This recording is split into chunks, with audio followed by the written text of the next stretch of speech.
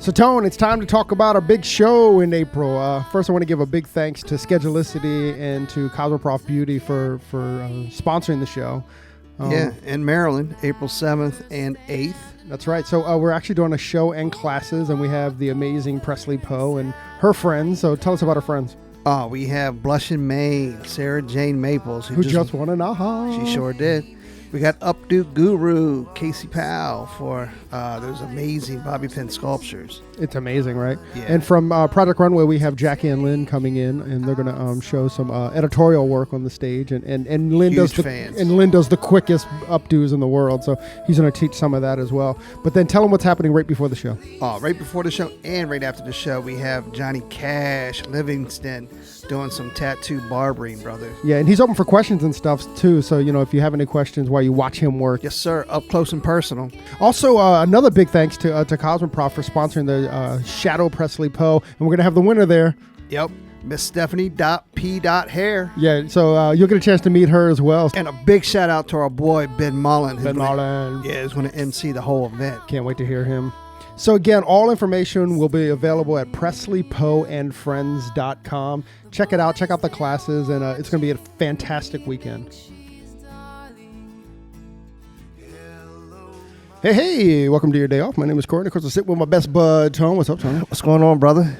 Today is like a good day, man. It's one of those days where, like when you're a kid and you idolize a particular player, football player, hairdresser, and you see them, and then all of a sudden you go to the game and you get to, They make eye contact with you? Yeah, that opportunity, you get to meet them. Right. Yeah, that's today. That's today? That's today. That's today. So we're in New York at the IBS, and actually we're not there, but we're in New York for the IBS. We're actually off-site today. And at Reka Studios. Reka Studios. And Reka Studios was kind enough to kind of bring us in so we could talk to this gentleman. The man. The man. Yeah, the legend. The legend. The one and only. I'm so We're going to try to get him to run away from the chair. Yeah. Again, it's funny because when Corey confirmed this, I was like, oh, yeah, you know what I mean? And I'm trying to keep it all inside, but, You're kind of in awe a little bit. Yeah. Well, we also have to thank Mary, too, because Mary was the one that actually made this all happen. So, thank you, Mary Cromeans, as well. So, we appreciate it. We had a bunch of emails go through and a couple that didn't go through and then a couple conversations. But anyways, I mean, we let the cat out of the bag a little bit. Kind of. We kind of did, right? So today, please welcome Mr. Robert Cromeans to your day off. Yeah, it is my day off. Thank you. And that was the first official intro of my beautiful wife. We've only been married about 4 months, so it's kind of nice hearing you say Mary Cromeans. But we've been traveling together for many years. I'm kind of like the minister, right? Well, no, I now pronounce. No, actually, JP was the officiary. Talk about being a Paul Mitchell guy. When your guy marries you, you're in the family. There's no getting out. But there's no escaping now. So we had lots of Patron before the ceremony, so that got everybody extra. So when she came down the aisle, they cheered. I said, I knew they would. It's like a hair show. Right. So it was super good. And, we had a lot of people there, mostly hairdressers. But they had the one qualification you had to be in love. It was a very kind of passionate love story, so we had a great time there. But I'm a newlywed and back in New York for the first time in many years. I haven't been to the IBS for a while. I'm going to traipse through it today, see if they still remember me. I could never get in. Even when I was famous here, I still couldn't get in the IBS without a ticket. I'm going to see how I do today. Being an icon should matter, but not to these old security guards. They don't really care. But I actually met my wife here like 20-something years ago. She came to the IBS. She was 18, 19 years old, her first hair show. We were at the bottom of an escalator back in the day, and there'd just be thousands of people would come watch us, and we just held court all day. Somebody says, I can't believe at your level you still work the pit. I said, I'm glad they don't call it the crotch. I said, it's where the people are. And I think that to me, I love a trade show. I get to do a lot of big production shows, which I really enjoy. But the heart of me comes from being a trade show busker that can start with zero audience and build. And it doesn't matter where I am, if it's New York, if it's in Brazil. I've got the ability to pull a crowd and make people want to see what you're doing, which is, I think, is the key. I see great platform artists technically, but they're people just walking by. Think about people on the freeway. They'll slow down to watch somebody change a flat, so people want to watch it. Right. So how bad you got to be to have no crowd in New York IBS? I'm sorry to judge you, but that's just the way it is. It's kind of like The Voice. You either get a chair turned around or you don't. So I enjoy that part. I love the trade show mechanism, as I say, but mostly what I love is hairdressers just pulling them in. The average person at a trade show may watch for 12 seconds sometimes. So it's much like the internet. If you look at it, that shock value of being able to pull people in is kind of critical. So great to be here, even though it's my day off. We're not really on our day off. We're actually here prepping a model. Have a unique situation with the BTC on tour team on Monday night, where I'll be on stage with 4 other guys cutting hair. They're all a little scared about it. I think Matty Conrad said he's pissing his pants just a little bit. For me, I work with a lot of team members anyway, so I'm used to it. And a lot of people that work on stage with me love it, because if I'm on stage with you, very little can go wrong. I actually love a little chaos. I like failure. I like when things don't go exactly scripted, because my biggest fear for a lot of platform artists listening to this is that you become so scripted and so good at it, you become monotone and boring. And I think the big thing here is having a bit of risk taking and knowing that no matter what you plan on a plan A, it can go wrong. And sometimes the plan going wrong excites me, makes my little heart trigger, makes me have to pick up the pace a little bit and change the way it goes. And that can happen from a model fainting. Oh, that's happened? Oh, of course it does. Lights going out. We had a show in Canada last year, and the fire alarm went off, and I thought, oh, well, that's all right. It'll go away. And then the guy says, you got to clear the building. I'm like, oh, God. So we went outside. I see the whole building clear. No, everybody thought it was just a trick of mine to get everybody outside, because I had all the models out there. A big pink fire truck came in, and everybody goes, oh, that showman. He had a whole plan. Oh, wow. But I said, later, because it was 5 or 6 teams, I said, if it had to happen to somebody, it should happen to me, because I know how to handle it. Because, I watch kids every day, especially with the Instagram fame guys. I see them on stage, filling a frame on Instagram is one thing. Filling a monster stage in front of 5,000 or 6,000 people, different job. Oh, yeah. So I'm just saying, I like to be a showman. I think it's a case of, working with the audience. People freak out when I jump into the audience. I'm on the floor and the carpet. It's just the way I do. I feel a stage sometimes disconnects you from an audience. So I like to be with the people. So sometimes I may be 4 feet above you for a minute, but the next thing you know, I'm in the crowd. Nobody sleeps in my house. That's for sure. So where are you from? Where did you grow up? Well, you may hear it a little bit this morning. I'm originally Scottish, so I've been here for. I came here when I'm 24. I'm 50 sexy right now, but I'll be 57 in the next 2 months. 57 is when they invented ketchup, so this is going to be the best year of my whole career. I'm really looking forward to being 57. But so I've been with Paul Mitchell 30-something years. I was in beauty school. They had a thing called a VHS tape. They plugged it in. It was a movie of John Paul and Paul Mitchell, the hairdresser. And when I knew nothing about the beauty industry, Paul was Scottish. I watched this guy that had a freedom on stage. He was the original platform artist. He used a curved comb, curved scissors, flat toppers, duct tape, balloons. I mean, a lot of the trickery that I've developed over the years really was inspired by my mentor. So I've had quite a journey. Didn't go to beauty school till I was 24. And I used to deliver pizza while I was in beauty school, which I love. I love to find out what hairdressers did before they became hairdressers. I have a friend of mine who's very artistic. I said, what did you do before this? She said, I worked at Taco Bell. I'm like, well, did you get artsy with the salsa? I mean, so if you look at Fern the barber, we talked about early, Fernie, he wears the apron. Right. This is not an accident. He used to work at Home Depot. Sorry, Fernie. So he signed it himself? So here he is, Home Depot apron, now Fern the barber apron. So he did make a big shift in costuming. But, where did people start? That's a key factor for me. So you delivered pizza? Yeah. I heard that you had a nice American welcome. Yes, I knew you were going to go here. Yeah, I can't let that this go. This is JP's favorite story I tell. Please tell it. Well, it just, it's not just that I was delivering pizza. So I had come from Scotland. I'm 24 years old. I'd never seen a gun. I'm delivering for Domino's. I get a call, and it's a large pepperoni pizza. I show up there, and what I love, because I'm kind of lazy, was when somebody ordered pizza, they were kind of waiting at the front door, so they'd be up there, and I go, oh, there's the guy. I just got to go get him. So I walk up. He goes into his jacket. Instead of bringing out a wallet, he brought out a gun, pointed at my head. Well, I'd never seen a gun, so it's like I sort of think, because when he sort of pulled it across my face, it made a little rattle. And I thought, that's not really a gun. So he said, give me the pizza, which I gave him. He said, give me your money, which I gave him. Then he pointed right at me. He said, take your pants off. What? Oh, yeah. And so first of all, I'm thinking, I'm going to get raped. what type of country is this? I've only been here 3 weeks. So he said, take your pants off. And I got kind of Scottish and I said, no. And he hit me on top of the head with a gun, which I could feel the weight of a Magnum 357. So I tell this story when I lay on the ground with no pants on. 2 thoughts came to mind because I was going to beauty school. 1, make beauty school pay off. And number 2, start wearing underwear. Your mother was right. So what a start. But when I think of the first part, make beauty school pay off, what did that mean for me? Is a lot of people that went to school, I was there with 150 future professionals, but I was going to do more to get out of my license than any other guy did. And I've met my teachers since then in Atlanta at the Bronner Brothers show, and they said, without a doubt, you did more with your license than anybody else we've ever taught. Wow. I think it's an attitude, and I had it when I was a kid in beauty school. Before they'd go to a learning leader, they'd come to me. I've always been pretty good with people, primarily women. I always enjoyed being around them and kind of putting the connection between how I like to look and kind of connecting with people. It wasn't about being driven by the geometry, the square, triangle, or round. It was being driven by the people, and I think that's a big part. 50% of what we do to be really successful is not just the hair nerd part. It's the dynamic of people and how you interact with that, and I think it's a big part that a lot of hairdressers miss out on. You know, you may get better technically and still be the emptiest hairdresser in the room.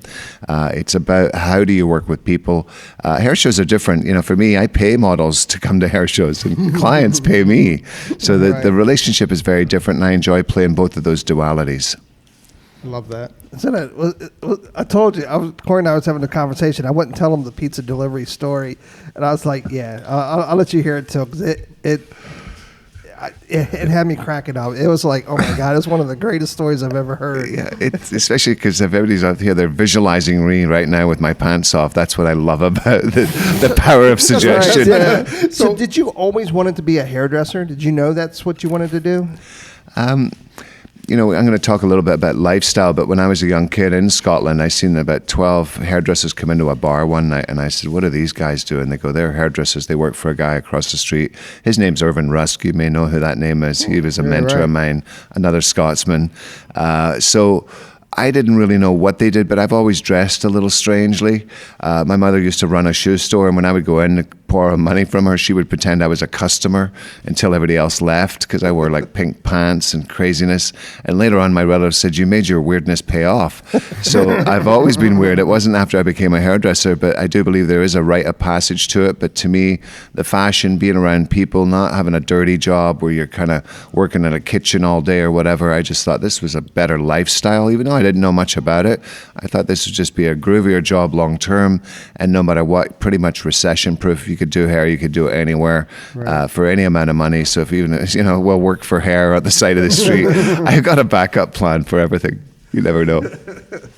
That's right. I mean, even those signs reminds me kind of like what our friend Laura's doing, and kind of like what Mark Bustos is doing, where they're going back into the community and cutting like homeless guys' hair. Or Mark was just in where was he, like in Vietnam? Philippines, yeah. He was in the Philippines giving back. And I mean, that's just such a great place to be in our industry too, to have that ability to give back, right? No, Mark's done incredible things. I was doing a show a couple of seasons ago, and I got invited to one of the shelters, and there's about 12 hairdressers went down through Mark's leadership. We go through, and the security guy stops me. He thinks I'm part of the homeless movement. Homeless people love me. Everywhere I go, homeless people be hitting on me for cigarettes or money, whatever it is. One guy many years ago, I'm actually going to go meet my wife, having a little secret rendezvous, and I'm standing in a corner outside one of our studios when I had a company called Mullet Productions with a couple of gentlemen, Takashi Kitamura and DJ Muldoon, and I'm going for a little rendezvous, and I'm standing in the corner. I got this leather jacket on, it's all kind of ripped to shreds, and this bum starts shouting at me, and I just ignore him, but I'm waiting there for 10 minutes, and then eventually I decipher what he's saying. He said, "This is my corner." I was like, what? Like, oh my God. I'm like, this, it's just amazing. But one thing about me, I put it out there. I do sort of look people in the eye. I smile at strangers, and I just sort of do that. So I was trying to teach my son how to pick people people off the street for customer basis. And all these homeless people were interacting with me. He said, Dad, it's kind of raining. We're not getting a guest. Let's just do some homeless people. I said, no, that's another day. But let me just say this for those people in the industry, future pros and stuff. If you don't know what a bald fade is or a hard part, I'd suggest do it on a homeless guy. See, a lot of people don't realize that watching hair all day doesn't make you better. You got to do more hair to become a great stylist, great barber. So to me, what I enjoyed about working with Mark that particular day, I was doing stuff on barber type skill set, which I normally wouldn't do. I'd never do on stage, probably wouldn't do it to a paying guest. But for a homeless guy who's just delighted to have his hair done, it was really quite amazing. So I think sometimes you got to understand there's so many ways for you to get what you need.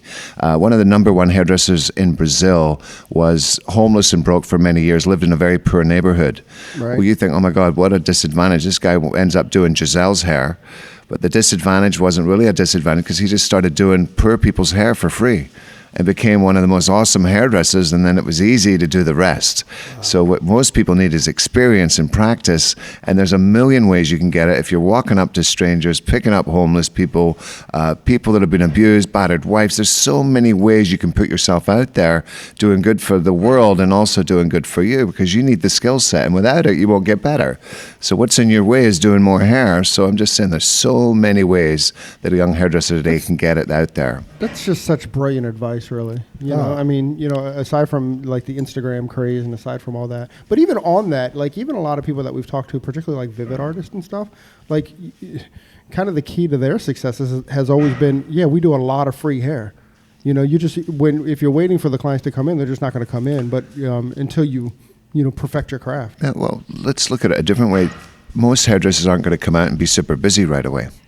So you could be just sitting around playing with your phone or in the break room, but what you could be doing, like Fern the barber would do, he cut a doll head. He did something here, go pick somebody off the street. And I just think there's no way you're going to become an excellent professional in any way to our industry without doing it as much as you can. So if you're not very good at blow dries, you could walk up to people on this rainy day and be getting complimentary blow dries all day. You're not making a dime, but you're twice as good a hairdresser as you were before you started that day. So experience is the mother of learning. When I'm on a platform, people say, oh my God, you're amazing at this. I have more experience than most people still alive. So I'm on a platform on almost every single day. I've flown nearly 6 million miles in my career. I've had more strip searches than any Muslim on the planet. Wait a second, a pizza guy got it. It's a pizza guy. The guy said to me, random security check. I go, it's never random. Go for it. Dig through. Right. Give me a little back rub while you're down there. It's actually kind of the fun of it. But, you know, as I say, I don't take it personally. I'm used to it. When I travel with JP, he walks behind me because he knows they're going to get me. So he creates this, what I call professional distance. He doesn't want to be caught in case I do carry something. I'm like, you don't dress like this and then try and smuggle shit through airports, right? It's just not a good idea. Yeah. They see you walking in about 100 yards away. Like, we got our eye on this guy. We were just coming through Italy, and I noticed the customs guy. He's kind of down. There's 12 people in front of me, and he just kept looking down the line, kind of anticipating me. So when I get up there, I notice he's on a phone. So I think it's the new way they're checking stuff now. He was Googling me in line. But let me just say, to be a character isn't just stepping on a stage or who you pretend to be on Instagram. I get to live this lifestyle every single day. If it's not pilots coming out the cockpit to give me shit of the way I'm dressed, he goes, I like your costume. I go, you're wearing a costume. You know, it's just one of those things. And I don't do it, you know, I expect attention from it. I don't do it by accident. I'm not looking to be unseen or unheard. I'm looking to be interacted with everywhere I go. You know who Patrick Dempsey is, Mr. McYummy? Yeah, sure. We're going through Salt Lake Airport, and I kind of do this thing called putting it out there. I'm just putting it out there. I'm smiling at folks, and I see this guy down the kind of ways of it, and he's doing the same thing. And when we pass each other, I go, how you doing? He goes, how you doing? Well, my wife looks up and goes, that's Patrick Dempsey. Do you know him? I said, I don't, but we were just putting it out there. Because he was doing just like me. So many people going to work. You know, somebody said, well, you seem quite positive. What do you think about, you know, if you're in traffic? I go, look at all the customers I don't do. It's an attitude. attitude. There's so many ways for you to smile at strangers. You know, everybody says, I love hairdressing. I say, well, tell your face. The reality, if you really love what you do, you're going to be putting it out in the coffee shop. You're going to be putting it out in the supermarket. We smile at strangers everywhere we go, and not because we're in a good mood. It's just a better way to interact with the world. And to believe it or not, it could build your business. Just a friendly little smile is all you got to do. Everybody's looking for the secrets. The secrets is we're in the people business. We're servants of the heart. And if you apply that to everywhere you do every day, you're going to gravitate. Clients are going to come crawling to you because they're going to want what you've got. People need the touch point, not the touch up. Love that. Well, first off, Robert, you don't know this, but next time you see us, we're going to be wearing shirts that say "Tell your face." Tell your face. Yeah, I love that quote. Man. Yeah, tell your face. Well, it's just, you know, you can't say you love something. You know, it's like when you see people in a bad relationship, we love each other. Well, it doesn't seem like it. All you do is talk hate to each other. I think it's very important, and it's important too. Let's see, Germany, Italy, all the European countries that have cool hairdressers, nobody wants to be a hairdresser now.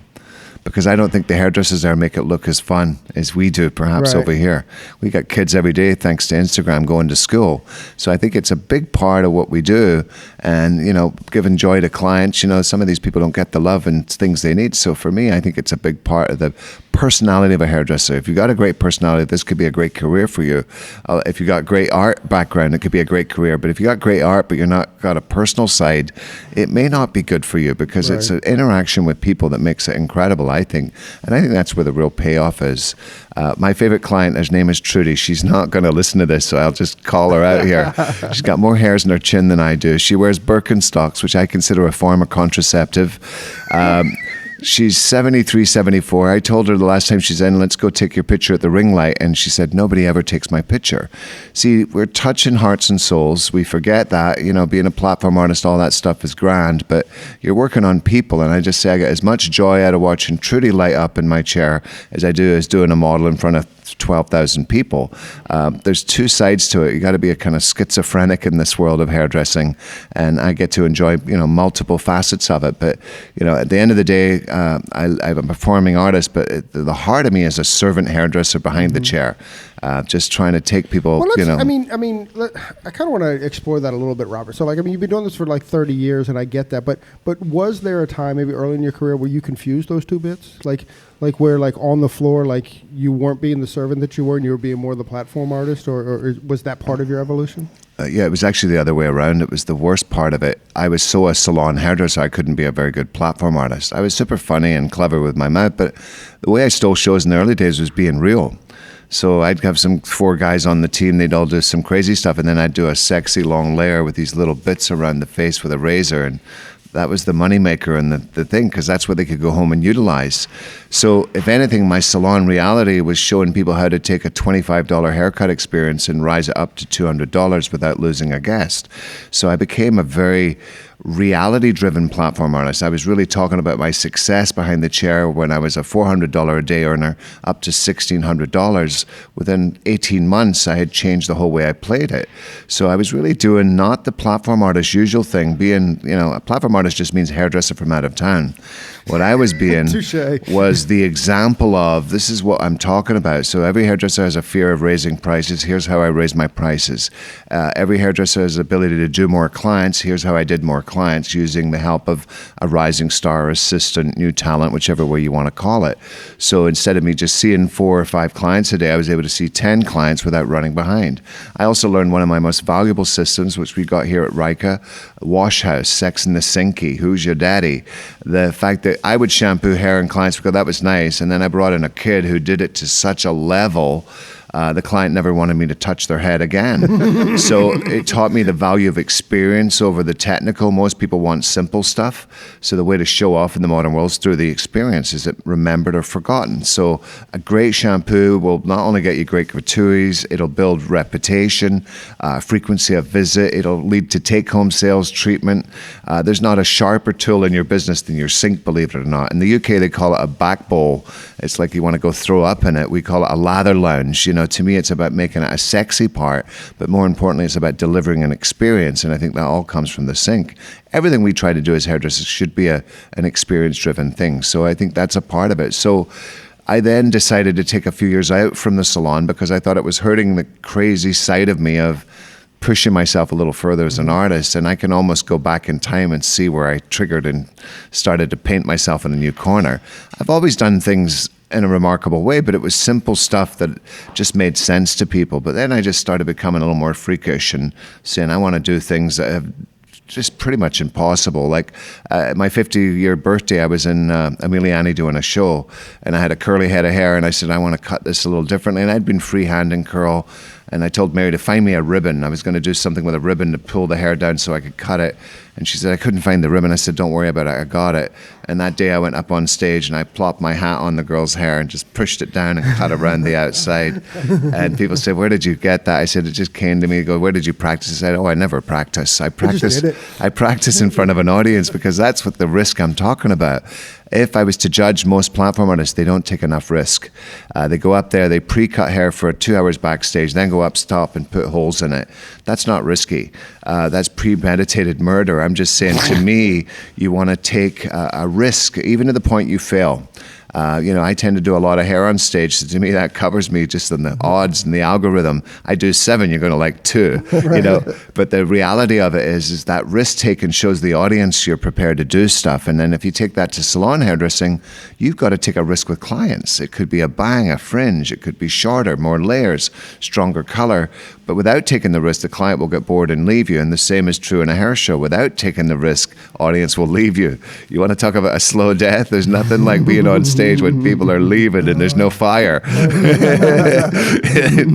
Excuse, they were hungry. You were boring. I go up on stage and Sundays, how's the audience? They go, oh, they're a little rough. I go, well, they weren't rough for me. Boring's boring with any country, any language. You either got this and you're connected with an audience, or you're not. The opposite of it. So for me, being a platform artist of the last 15, 20, 10 years, perhaps I went a little further doing things. I've been cutting hair with fans right now, blowing hair around. One of my tricks at gathering, 2.5 minutes, 3 haircuts, brought the house down. I do haircuts with balloons. I use a fork. I use a staple gun. I'm going to try anything. And the great thing, again, about the internet, which we talk about, my mind's on fire with just the ideas. If you take an idea from one person, you're stealing it. If you take from many, it's called research. So I believe in research. Yeah, you've got to research. And if you're going to research every day, I'm watching things on Instagram that just inspire me. And it's not an exact copycat. It's just taking the basic idea and taking it further. And I enjoy that. And people say, where's the next one going to come? I just trust that it will, that some evolution of what I'm doing will go further. And I've sort of painted myself in a corner, so I have no choice. For people to come up on stage and watch me trim hair, that's not going to work, And, it's a different thing for me. So when is that? So tell us, I'm sure you have a story, or tell us a time like when you went on the stage and you really were going to push it hard, and then like, oh shit, how do I get out of this? Every single day. It goes back to what I started with, the fact that I like things going wrong. So for me, I use a lot of music in a show because I'm a very musical guy. I plan the show to have one haircut in it with a fan, because I do photo shoots and I use a fan a lot to move the hair into frame. Right. In fact, my editorial director, Lucy Dowdy, gives me a lot of grief over me being the fanboy.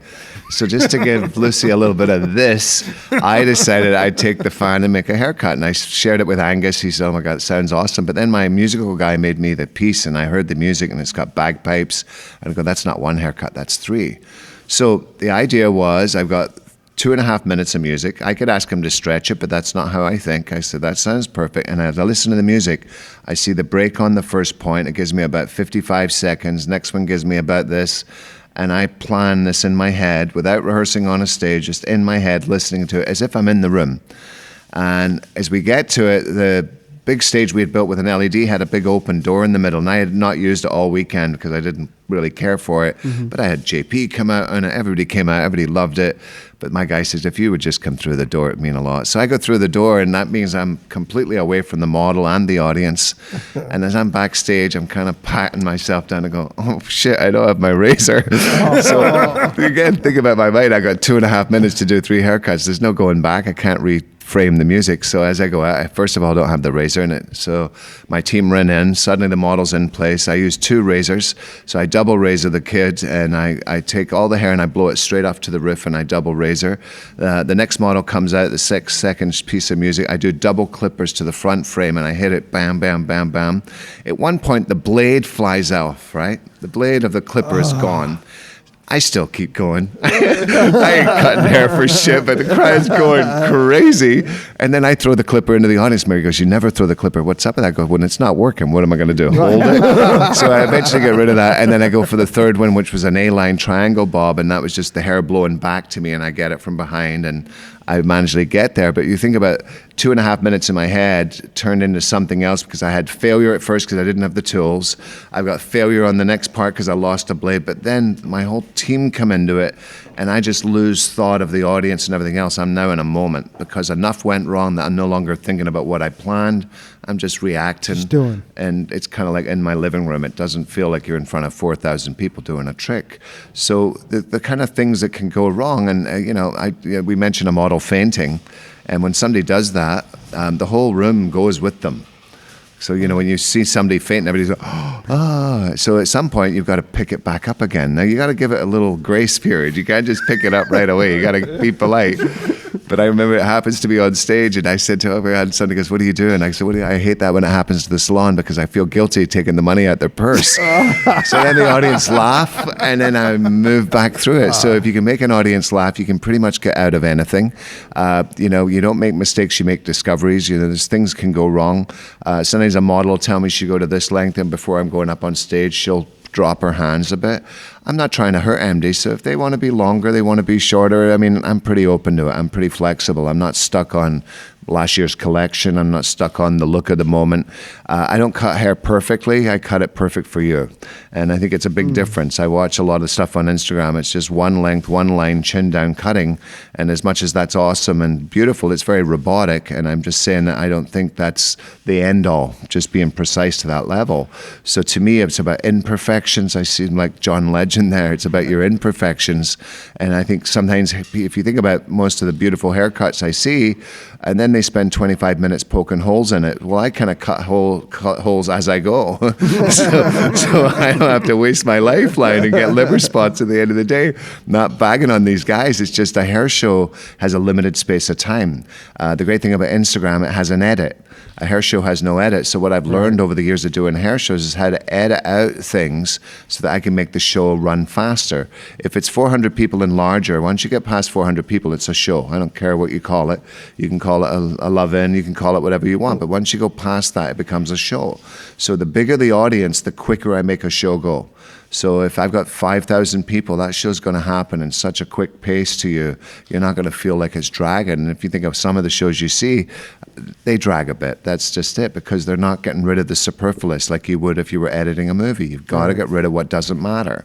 So if you've got a model who the main story is a fringe, and yet you're going to do the hokey pokey in the back end for 25 minutes to get to the moneymaker, pre-cut the back, come right up and hit it right on the head and hit the fringe out. That's what they want to see. So I just think you got to kind of think about what the audience is doing. When I build a show, I think of it from the audience's point of view. Right. And if you think of things from there, I think you'll do a lot better than just thinking of what your ego thinks you should do. The first thing I do when I hit a room, I go sit in the back of the house, I look at the room, I'm looking at blueprints months before I get there, and I have the ability to transfer my mind into that room even though I'm not there yet. So I'm already seeing the show, I'm already feeling it. I've felt the show I'm doing tomorrow night. I've already rehearsed this enough in my head that there's not much for me to have to think about on site because I've already went through it. And I go through it in such a way, I start to sweat and hive, and I'm in show mode. It's like I'm in my living room in my pajamas, but I've got Show Bob written all over me. So do you meditate? Are you meditating on that, or are you just? I guess you are. You're thinking it through. Visualization. That's what all hairdressers are great at. If you're mixing color in the color bar, you're visualizing what it's going to look like. If you're a consultant with a haircut, you're visualizing what it's going to look like. So for me, I have the ability to be in a showroom long before I'm there and sort of see things and feel where the audience is going to be. And, even though you go into a show, think they're all the same, there's not. A runway makes a difference.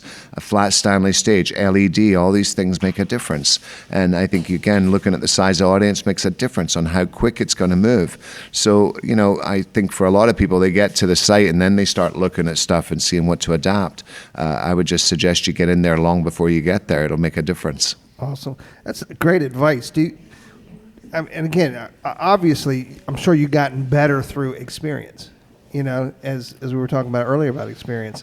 Because, I think when a lot of people get on stage, you can sometimes see the fear and they get, which is normal because, being in front of a large crowd is a number one fear for a lot of people.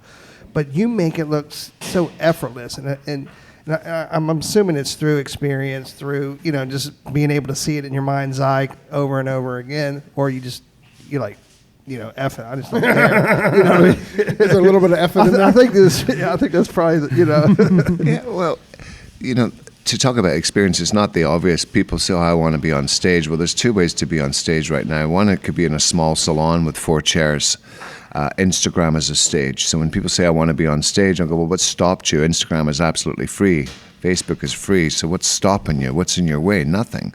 But for me as a young kid, I would do, in the summers when I was off of trade shows and all that stuff, I would do sometimes 30 or 40 classes a month. Wow. Yeah. Wow. So that build my word power. So I have an ability to really talk for 12 hours without stopping. And I think that's a part, your technical's awesome if you're doing a 2-minute edit or a minute edit for Instagram. But when you're going to fill an hour and a half or 2 hours or a 3-hour show, you got to have words. And, a lot of times it's a combination. So, yeah, being a great artist is awesome if you're doing a musical show. But if you're going to have a communication with an audience, you got to be good at it. And they can smell fear. So when you were talking about that person, you can see the discomfort on their face. You can see the brow is sweating. If you're sweating up there, my advice is wipe it off and acknowledge it. It's like cutting your finger. Might as well claim it. Just pretending you're not bleeding to death up there is not going to save you. Especially now with cameras, there's not even anywhere to hide, So those days are gone. And, for all of you guys listening, the days of faking it are gone. I ruined it for all of you. I got to grow up when the industry didn't have such visibility. But as I'm just saying, if you've got a fear of public speaking, stage scares you a little bit, I would just say the way you get your experience, just like a boxer running 5-10 miles a day, go into small classes, go into schools, just go in there and get used to doing it and get to 2 or 3 a day. And I promise you that word power will come and suddenly you're going to have confidence, because it's not just using words, it's non-words, it's all the stuff. I watch platform artists, I train platform artists. I watch somebody cutting hair and say, I'm going to do this because I don't want that. Well, you can't tell the human mind what you don't want. So when you tell me you want this because you don't want that, my mind went to what not that is. Or this is what I did previously and this is what I'm going to do. But what you can only tell them is what you're doing right now. I don't care what you've done. That's like history. And what over here is the future. So to me, it's keeping them in the moment. And a lot of educators miss that. The other pet peeve I have, work and talk. Mother suckers, work and talk.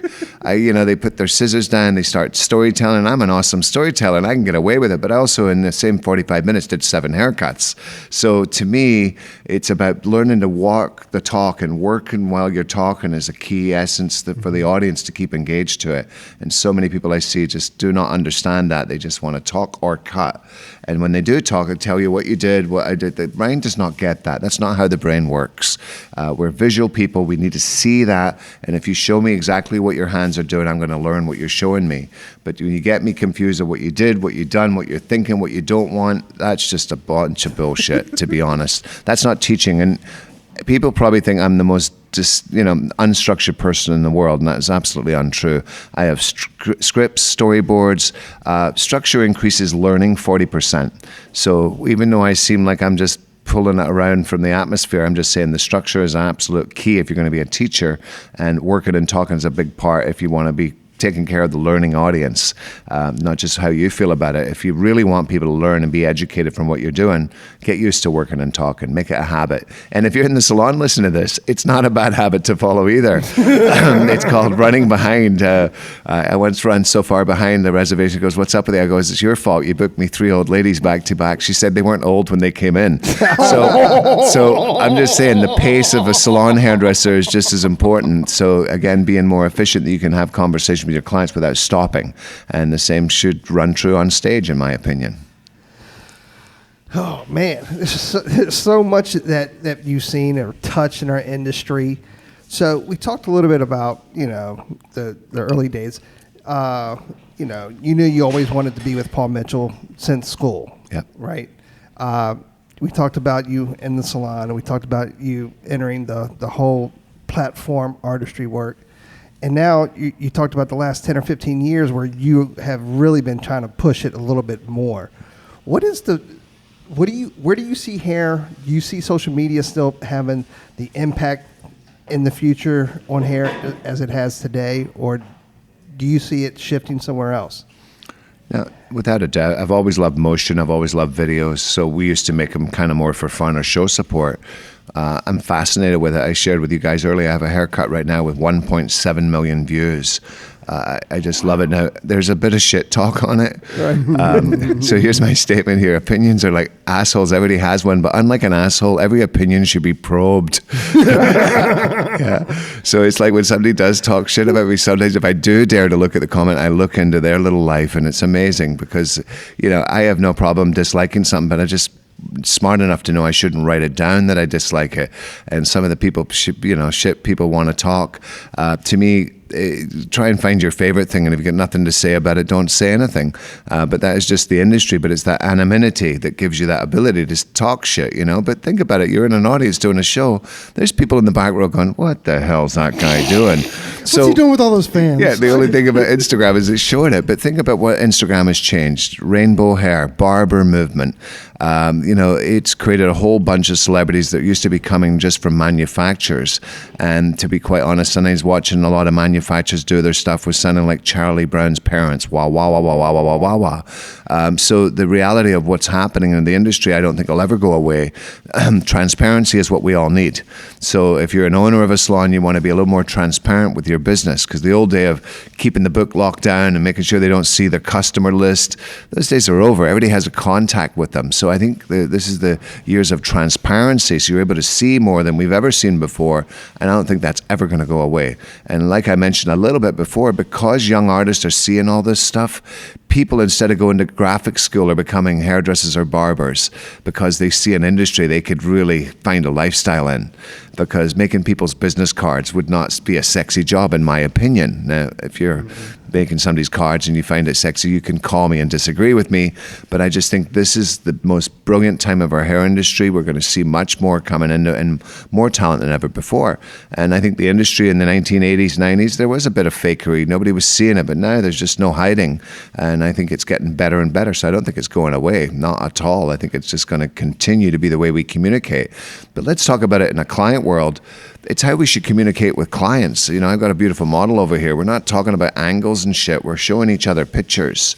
So my favorite restaurant's Denny's, because you can see Moon over Miami and what it looks like. I want that, but hold the sausage, So to me, it's about now as a hairdresser communicating with images. So if she says she wants layers or she wants a short haircut or a fringe, it's showing her what a fringe looks like. So it's now really not just relying on your hairdresser who's got good words to tell you what he's going to do. Don't trust words because you don't know what they mean. You want to see pictures. So that's why you got to build the equity in your own page, but you've also got to study to find the types of pictures that are making a difference. And if you want to sell ideas, the best way to sell it is showing people pictures that fit or pertain to them. So I love what's going on. And again, over the old way with just telling me how good you are, don't tell me shit, show me how good you are. Mm-hmm. And I just find that if I'm in a country where nobody speaks English, the only chance I have is pulling out my Instagram or my storyboard to show them the type of crazy color, crazy haircuts we want to do. And once they see the pictures, they're like, sure. But to explain this stuff doesn't make sense hairdresser to hairdresser. So what would a client, a novice, pick up out of your words? The old days we'd say, I'm going to make it wispy. What type of word was wispy? What does wispy mean? I'm doing the segment a few weeks, and I'm doing the texture, and I'd like texture in my mind has so many things in my head. It doesn't say one thing to me. So I find that to be a very terrible word. It just means everything. So I just feel that certain times... like the word brassy, right? Like I had a level 4 come in and go, my hair's brassy. I'm like, what is brassy? It just kind of goes there. Word, all short hair's a pixie. I mean, it doesn't really navigate through all the realms of short hair. Thank you, Don Godfrey. Yeah, no, Don. The dawn of social media. The dawn of social media. You got to love the guy. He used to sell furniture, and now he's selling in the hair world. And it's kind of ironic. Somebody not of our industry would go out and create 2 of the most awesome website pages in the world. That's something great about having so much experience. Sometimes you're so in the soup you can't see for soup, and sometimes it takes people not of our industry to come in and see opportunities. So he's one of my favorite. He coaches me. He gave me grief last week, said I was over posting, but I was actually trading a couple of my guys to show them that what they were doing on their little page wasn't working, and motion was going to dominate more than a picture in most cases. So I was really just trying to use my page to show him something. So I did triple post, but I slowed down Don. You got the wagging finger from Don. That's all right. I get a couple of those. Well, he goes, oh, look what I'm up to. he's an awesome guy. And again, he's super fun. I brought him on stage once, and he still talks about it. I'm the type of guy that sees what people should be seeing, should be listening to. So even though, before he was necessarily popular, not on his pages because they were killing it, but when he was going around the industry talking, I just think that he's a guy who should have a microphone, because I hear all this horse shit at shows. I'm like, maybe take that guy's mic and give it to Don. Maybe he's not a professional speaker, but I will say this, maybe you're not the best speaker in the world. If you got good content, you can, if it's good content is king in my world. So my point is, most people don't have great content, so you better know how to be a good public speaker. But if you've got great content, or if you've got great skill set, you may be able to be not the traditional public speaker and get away with it. Doesn't have to be the same on MD. Vidal Sassoon was the greatest public speaker I'd ever heard. When he spoke in low tones, you wanted to listen to this guy. Every time he spoke on stage, I would cry like a baby, as if he was talking right to me. I loved the guy. I seen him first in Chicago. He wheeled me over after a show and said, "Come here, young man." I go, "Hey." He's like, "You're incredible. You're the best I ever seen." And he said, "Not just your hands." He said, "Your mouth." I said, "That's good. I'm after your old job." But to me, to see a man like that communicate, it wasn't how he did hair to me. It was the way he communicated his ideas. Just to me, one of the greatest public speakers I've ever heard of any industry, not just the hair world. Wait a sec. You told Vidal Sassoon you're taking his job. Oh, yeah. Look at the balls on this guy. Well, I was a young, cocky kid at a time. Now I don't feel so young and cocky, but he told me, I was doing an interview with him, something just like this. He told me I was the greatest showman he'd ever seen in his life. And he said, "Let me describe to our listeners what you're like on stage." And he went to do it. And he said, "You know what? I can't describe you." I said, "That's got to be the greatest compliment I've ever had in my life or career." That Vidal Sassoon found me, couldn't even describe what it was. Right. But he mentioned on that tape, and when he says my name on the interview, I mean, I just melt like a little girl. He is an astounding man and just an incredible mentor to the whole beauty industry. And, for me to have this guy be, my son's in school right now, and he's like, "You knew Vidal Sassoon?" I said, "No, I really knew Vidal. I sat in his lap. He wasn't drunk, but I'm sure I was." He's just a brilliant guy and great to be around, and always kind of went out his way to see talent as I do. I go to a show and I see somebody I don't know that I'm impressed with. Mm-hmm. I will take my big ass all the way backstage to go tell them how good they are and then tell them who I am. It's not even important. Just to me, that's what the industry needs. Too many people come up, show up at the show, don't say hi to NMD, don't acknowledge MD else's model, do their job and leave. I'm like, that's not the industry I want to be part of. I'm a cheerleader backstage. I'm giving everybody a bit of love. Somebody does a good job on stage, I'm going to let them know. They're coming off stage, we're applauding backstage. I think we got to understand, if we're a community, we got to help each other, because if the audience is going to be delighted today, it's because 7 or 8 of us do our jobs right, not just one of us. I love to steal a great show, but if I'm the only dominant force and everybody else has a bad day, people won't pay to come see us. So I think it's a shared responsibility, and the benefit for doing shows is having, a little interaction with each other. One of my guys, Angelo, said to me, well, I'm not a showman. And I said, well, it's not my fault. They call it a show. And I'm backstage with him. He has a sign up outside his model room, no photographs. See, the idea, if I take part in a show, invest money and time into it, backstage we've got to have a connection, because the benefit of being backstage with an Anthony Mascola or Robert Lambetta, Vidal Sassoon, that's the benefit. That's why you took the job. This job I'm doing this weekend, people are so excited to be on a platform with me. Gina Bianca, what's her name, honey? Yeah, Gina Bianca. Yeah, we know Gina well. She did a 30-minute F-storm on video because she found out we were doing this show together. I loved it. Oh, that's awesome. And I was just saying that, so for me, I remember that as a kid when I knew I was going to a show and I was going to be working with a headliner, Anthony Mascola, or doing stuff with Vidal or Luis Longaris, some of these incredible people I got to grow up watching. And I've also been a student of the hair show, so as much as everybody would do their job, I'm the guy that in between breaks would go to every other show in New York and watch other people. So I would tend to spend more time watching just as many other things in there to help perfect my craft. I see too many people do their job and leave like they're the only center of the universe. You don't know that. And I'm just saying, it's one of the things I love is going in and, they don't really see me. They see the hat. Trust me, if I walk into your room and you're in the middle, you're going to know I'm there. So you better have your shit together, buddy, because it's going to be a painful death if you don't. And not that I would say anything, it's just you're going to know. Just like I've been cutting hair when Vidal sat in my audience. I've been cutting hair on stage when Trevor Sorby came to the front row and I cut hair with a fork. And afterwards I thanked him for standing right in the front row. And he goes, no way he would do that. I go, he would do it to me. I love the human reaction and interaction that we get to do. It's the part of being a performing platform artist with live audiences, I think, is the magic of it. And, we talked about things going wrong, but you never know what's going to come out of an audience member. So sometimes being in the house, I can get people to stay stuff and do stuff. It's a big part that keeps it interesting for me, even though I've been doing it a while, because it's still got to be fun for me. Right. That's cool. I want to just half step back. Just so we actually talked to Trevor a couple months ago, and he talked about Vidal Sassoon, and he said that if you've ever held a blow dryer, you've been inspired by Vidal Sassoon. Yeah. Which of course we know that through history, but when Trevor said that about Vidal, it was like cement, like it sunk it in there. That's pretty cool. Well, even if you look in all these hairdressers right now in the Instagram world, they're all looking awesome, but everything they're doing is a procedure that this man did before them.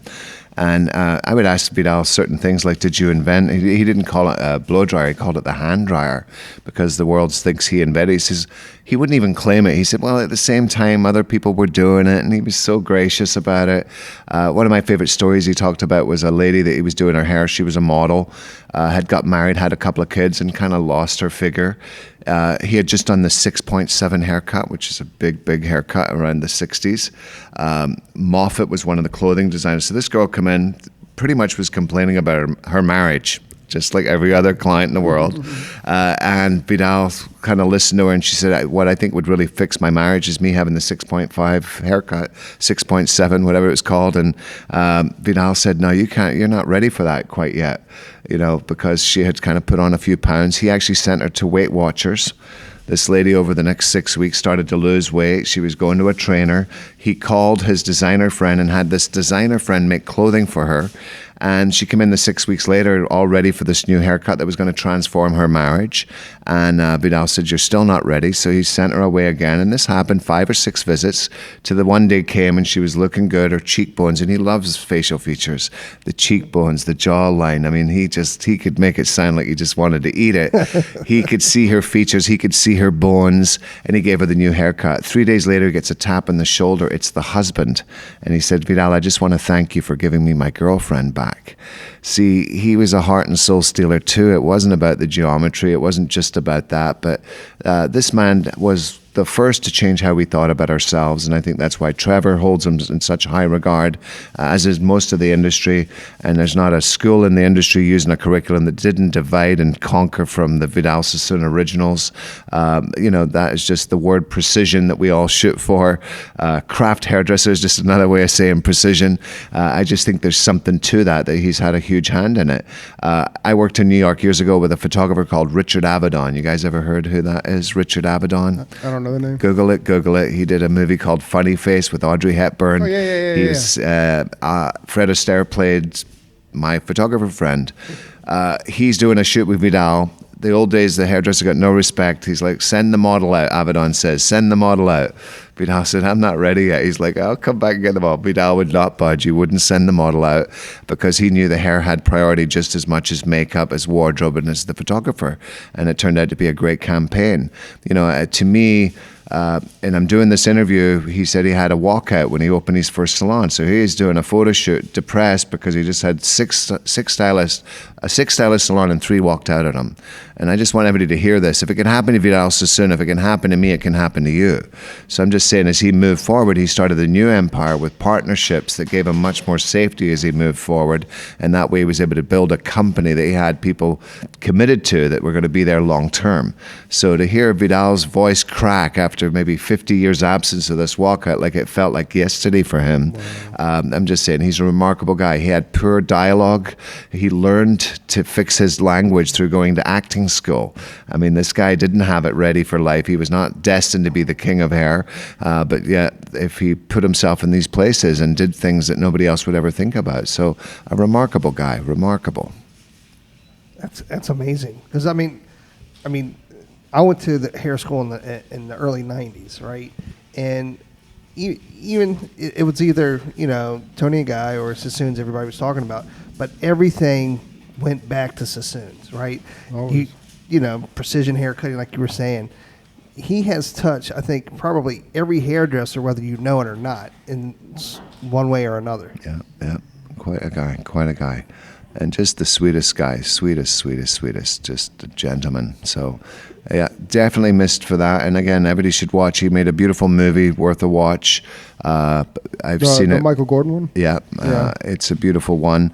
And I think that's what inspired me to want to interview him, because I thought Michael did a great job, but I thought it was a very Michael perspective. Mm-hmm. And something Tim Hartley said is, the man or the myth. And that's kind of what I wanted. So I actually wanted to get him on stuff I thought I had heard. Like I heard a story that he did this big show in New York and it was awesome, and he was a big celebrity because New York's fashion-y and they're voguey and all that stuff. But he went to Los Angeles and that could be a humbling experience, just beware. So he goes down there's no models at the model call, so he goes up to Hollywood Boulevard picking up models. The girls he walks up to a girl and says, "Hey, I'm Vidal Sassoon, I want to cut your hair." She said, "I don't care what your name is, it's $50 either way." So I hear a rumor that he did a whole hair show with ladies of the night, and he confirmed that to be a true story. Bravo. Yeah, so I just think, to me, the guy was an absolute legend. And again, I just wanted to get some of the points out there that I kind of heard about that were just awesome about him. But again, sweet man, dearly missed. But again, like most people who want to leave a legacy, nobody's going to leave a legacy quite like Vidal.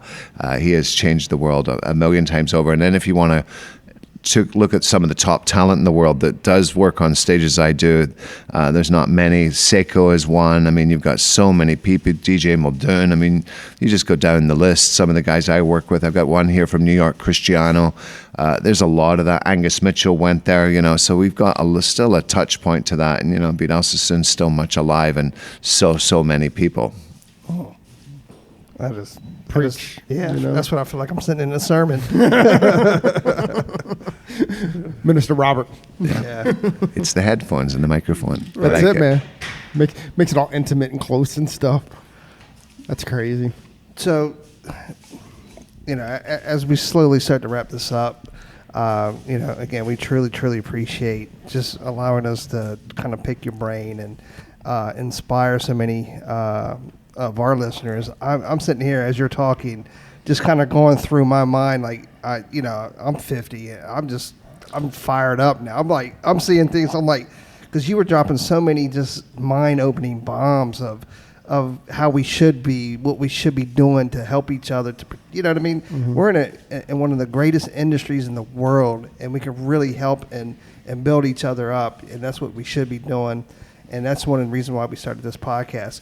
But we wanted to, people that have traveled 6 million miles around the world, and you still have that smile. When we walked in, that smile, you could see the smile as we were approaching. You weren't sitting there and trying to oh my God, I'm doing this podcast.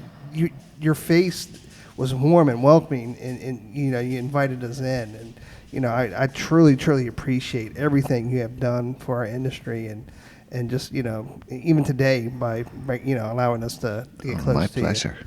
Yeah. To come and crash your model call here. Yeah. You don't see me doing much prep, do you? It's all Mary. Well, I have a great relationship. Mary does a lot of the back stuff, and today, we only have one model. Sometimes we have 60, but we divide and conquer. I kind of do a lot of the production stuff, and I kind of try to save some of my energy for stage where I'm going to need it.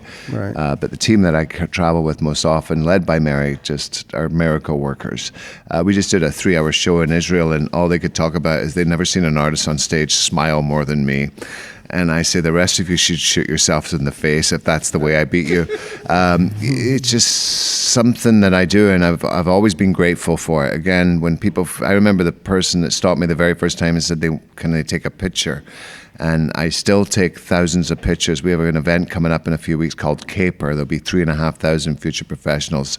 And these people are like, they can't get enough photographs. Right. But I do it with honor. And long before there was Instagram and a great way to become famous, I did it the hard way on the carpet. IBS New York, I'd take 3,000 or 4,000 pictures a weekend there. But that's what people took home with them. So I never take it for granted. I'm just still so grateful even after all these years. And even though to some people they see, well, you've made it. I don't look at it that way, because the next show I'm going to do is going to be the one that defines me, and that's what I'll be judged on. So you don't get to bring all that history with you. You don't get to bring it, and especially right now with these Instagrammers, they're like, who's that guy? Is that Harry Potter? Who is that over there? And then after the work, after I finish on stage, they want to come to me, which I love. So I love being, a little bit of a surprise act. And that's, again, what's new for me when I go to a gathering or some of the shows I get to do. People know me very well, but I love to go to shows where people have no idea what's going to happen. I did a show called Bronner Brothers, which is a black hair show. I was the only white guy there. And I'm going downstairs to do my gig, and there's kids backstage, and it's almost like gunfighters. They're like checking me out, looking me up and down. What you got, man? What you got? I'm like, oh, don't worry about a thing. And I go up first, and when I come off stage, they were just throwing their shit down. they didn't. I just ruined it for everybody. You're like, follow that. You don't want to follow me. You really don't, not often. And again, there's people I would look at sometimes and go, I don't want to follow that either. But as I say, when it comes to show world, I'm a showman. I am absolutely in my element up there. I've got a conversation, and I thread through hair to business. As you've seen me today, you'll ask me a question. Any question you can ask me, I know what answer I'm going to give you. But with an audience, I think it's a combination of hair technique and stuff, but there's got to be reality built into it. There's got to be something that they take home with them that can change their reality behind the chair. And I think, whether you're an independent stylist, it makes no difference to me. We are all based on our performances. One of the big things I'm kind of working on right now is time. I think I could see a world in the modern future where hairdressers are paid by time. There's that whole sexual discrimination of short hair. It all depends how long it took me. Every other profession in the world works on time. Attorneys, doctors, lawyers, they all work on time. Speaking of Gina Bianca, that's what she does. Yeah, so she's charging by the hour now. So her whole salon is. So, and her menu is just like, this is what we charge, and it's just, I think that is the future, the way that we charge. Even if I'm $200 an hour, because I'm a little quicker than most folks, it's not the most expensive haircut you've had. Mm-mm. Certain clients want to take a longer journey with you. Some don't. They want to be in and out. So I think it's a case of, right now we do it with corrective color. We're big fans of Gina's, so we kind of hear it. I turn a lot of my staff onto her. I want them to hear people that are talking about big tickets and showing what it's worth. Mary started on corrective color. First of all, lady wanted to be box black to, beautiful blonde. It took her 6.5 hours. She quoted her $150 an hour, and it all worked out. Perfect. Hairdressers are too quick to give it away, and if you're going to use 5 bowls of lightener like Mary's using today, there's got to be a cost for that. And sometimes what you don't know, a fish can't climb a tree doesn't make it stupid. Just because you're not charging right now, you don't understand it. But if you sell your value, and what I've always promoted since I started doing this job was how to help hairdressers charge more. Right now, we got an average ticket in my company of $160. I just did an interview a kid. His name's Jason, $25 barber. He's on 60% commission, thinks he's killing the world. I said, well, what do you think 40% of $50 is? It'd be $3 more, right? So I'm just saying, we got to understand that we got to be slightly logical. We got to at least know arithmetic. That's all I'm asking you. Every hairdresser, I say, well, I don't like numbers, but yeah, you cut hair to numbers, 45 degrees. You take 3 o'clocks. You mix color with 20 volumes, 6A. All you do is numbers. I said, if you don't like numbers, I'll pay you with a smiley face. The fact is, numbers are a big influence, and I would just say for most people, they've got to kind of balance that. If you're working in a salon, you think you're doing good, I'm just saying sometimes look out the window and see what other people are doing. That's, again, what I love about these podcasts. You can get aligned to certain people and go, oh my God, I had no idea people could charge that much. And increasing prices without losing guests is something you've got to have a strategy on. You've got to become in demand. We call it RED, reputation, experience, and demand. But as you get in demand, you can charge more for stuff. And that's what a lot of people need to understand, especially if they're freelance hairdressers. Who's going to give you the raise? Who's going to raise your value? Often they go out and do it, take a price, and they stay there. Whereas if you work for a guy like me, I'm going to raise you constantly based on your numbers and performance. So I think it makes a difference. So if you are an independent, make sure that you're constantly looking at your numbers to see where the additional charge is. And how do you know when it's time? It's because you're so in demand. A hotel room this weekend in New York is so in demand, the rooms are more expensive. And I think that's what you got to remember. So your objective is to become in demand. Then you've got an ability to keep raising your prices to see what the market can hold. And I would just say for everybody, because I don't know where your listenership comes from, it's got nothing to do with where you live. Not really. You know, sometimes where you live, you're like, well, I live in a small town. Well, if you're the best thing since sliced bread in this small town, there's no reason why reputation, experience, and demand won't set you free. So I tend to ask hairdressers not what you charge for a haircut. I want to ask you what your average ticket is. In California, commission is now illegal. So I'm now paying all my staff hourly, and that's now based on performance. So what I'm really looking for is for hairdressers to work 2 to 3 days a week and find a successful story and do other things on the other times. I don't think the industry is about 5-6 days a week anymore. Mm-hmm. I think if anything, there's an indicator why so many people see value in freelance. I think they got sick of being told what to do. So we made it such a stringent rule-following game, being part of the team, that we took the fun out of it. And as I say, we got to keep a little bit of understanding of who we're working with here. We're not working with neurosurgeons, we're hairdressers. We got into this business to have fun. We didn't want regulations. So don't try to force feed them down me later. What you've got to do is teach people the value. What's the value you recommend in take-home products? Oh, the internet's selling it. The internet's not a threat. They can't let you smell it, can't consult with you.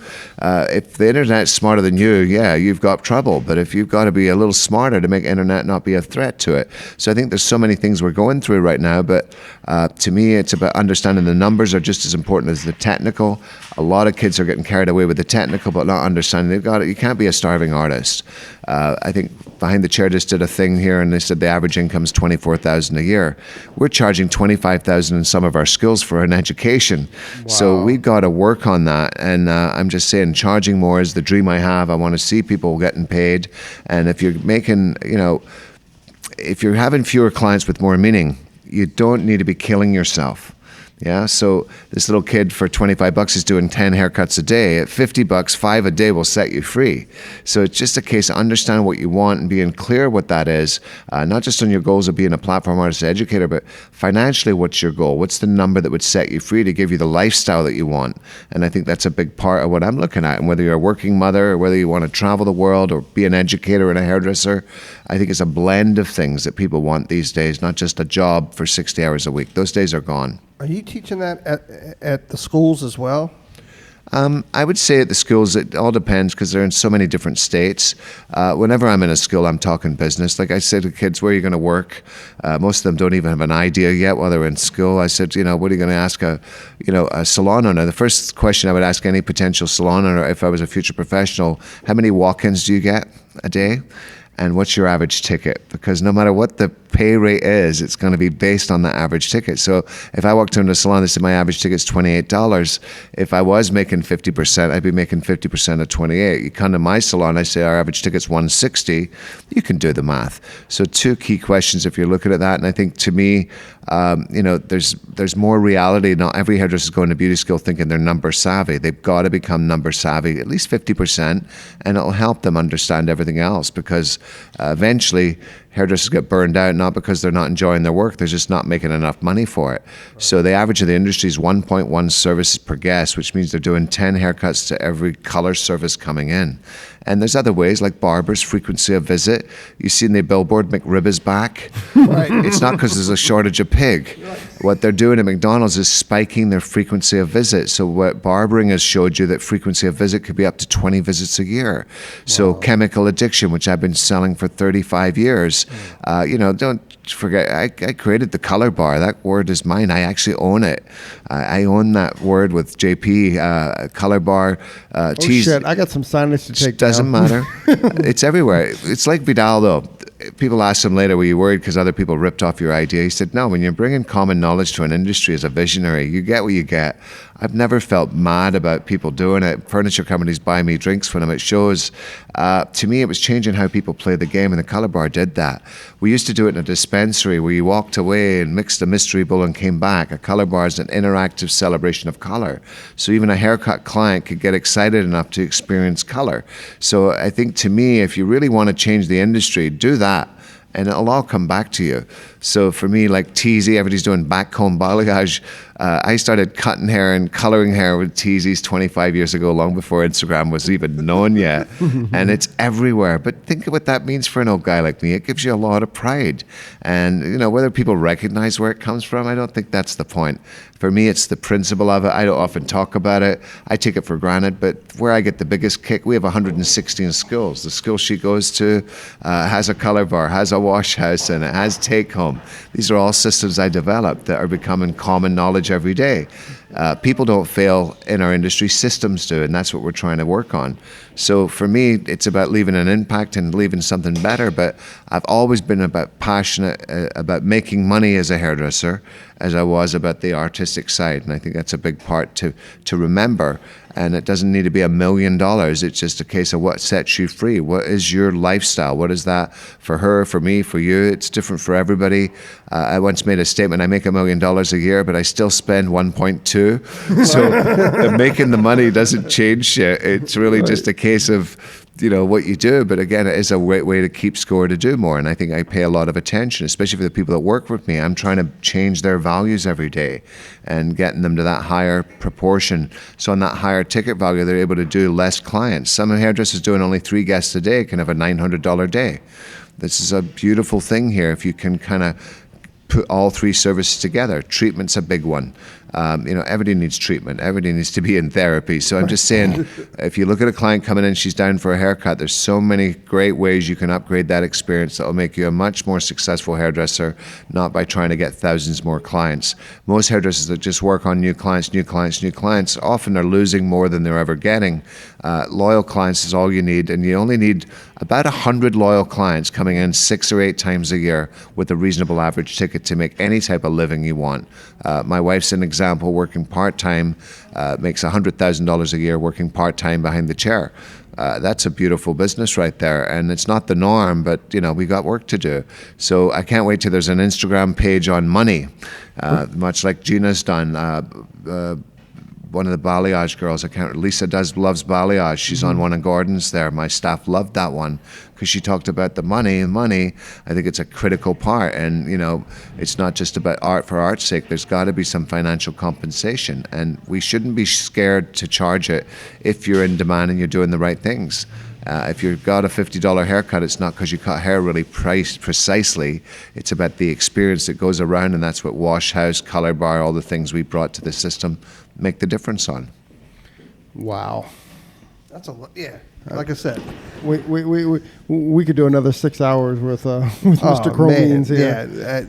Yeah, just he can help us in so many different ways, and he has helped us in so many different ways. And I wish you were where you are now when I was in hair school in '92. You know what I mean? So I could go to your school. I know, right? But yeah, dude, much love. Well, thank you guys. Robert, man, this is awesome. Thank you very much. My pleasure, Thanks my for pleasure. hanging out I'm with going to us. follow you now on Instagram. Right, We'll see. yeah. I actually had no idea who these guys were.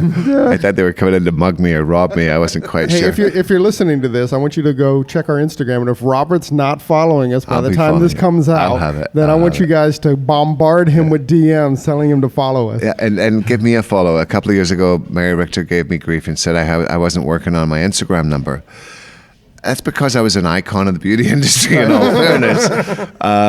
But I also just noticed lately she has an incredible network, 1.3 million followers, but her own personal Instagram page, I am kicking her ass right now.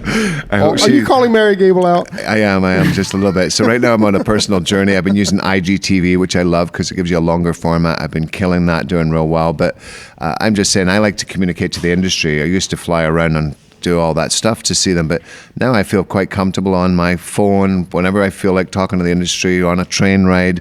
I can communicate to my people, and people a couple of years ago, Mary's like, you ever get any trash talk on your page? I said, not a bit, but ever since I started hitting some big numbers up there, people be talking some shit. I don't even look at it, and I don't think MD should, because if you're a hairdresser like me, you have a little heart and you just don't want to hear it.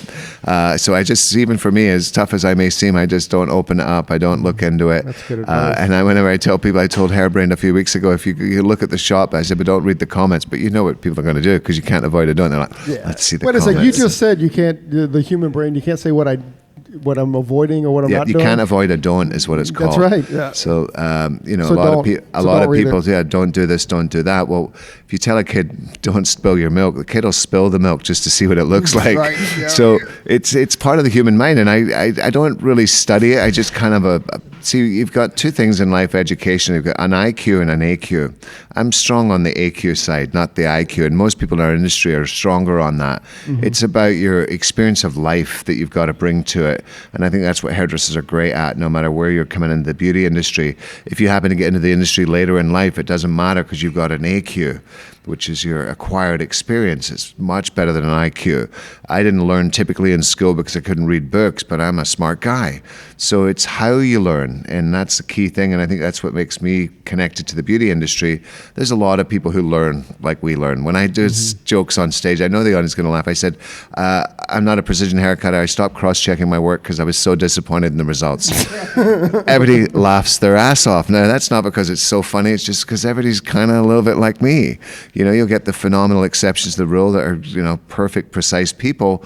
But I'm just saying there's, dyslexia and all that stuff. We all suffer from those types of things. So for me, I know my audience pretty well. I'm much like them. And I think that's how I always get a good time no matter where I go. So it's always a privilege to kind of do stuff like this, meet new people. But ever since I started in the industry, I made CDs, I made all sorts of, all my goal was common knowledge. It's stuff like this, stuff like Gordon's doing.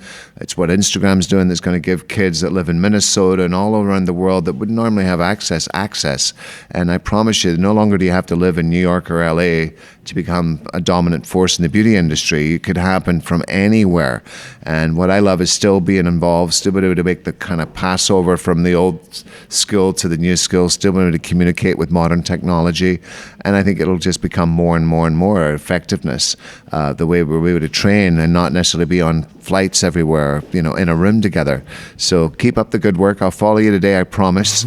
And let's hope everybody listening is not having more days off than on. But the key of this business is network or not work, just like you guys did. You had the nerve to knock on our door to say, can I do an interview, just like I did with Vidal. The first time I asked Vidal, Mary called, can I interview Vidal? They said no. And she called back and said, it's for Robert Cromeans. He said, okay, I'll do it. And I'm just saying, you got to be persistent. You're either networking every day or you're not working. And I think you guys have done a great job of that. You pinned me down in the IBS New York show weekend. Boom. And I know I'm going to see you tonight at Hairbrain, where my wife and I are giving out an award. And tomorrow I'm performing for BTC, which is going to be awesome. You'll be able to watch it online historically, because I don't know when this comes out, but you'll be able to go back there and see if I'm still as good as I think I am. Right. Touche. Well, Mr. Cromeans, thank you very, very much for joining us on your day off. Pleased to meet you. Hey, so there it is. Hey, this is a message that we've been trying to bring, I don't know, for the last couple months, actually since we started the podcast. Hey, so if you like the podcast or if you find that it's useful, please leave us a review, a 5-star review on iTunes. Leave us a rating and a review. But if you don't like it, forget about it. Yeah, totally forget about this message. We also want to thank Sarah and Blaine from Pretty Gritty. Sarah and Blaine, they are a band out of Portland, Oregon, and we just want to thank them very much for allowing us to use their song, Pleased to Meet You, on our podcast. That's cool. I think you can find, actually you can find their music on iTunes. Peace and hair grease.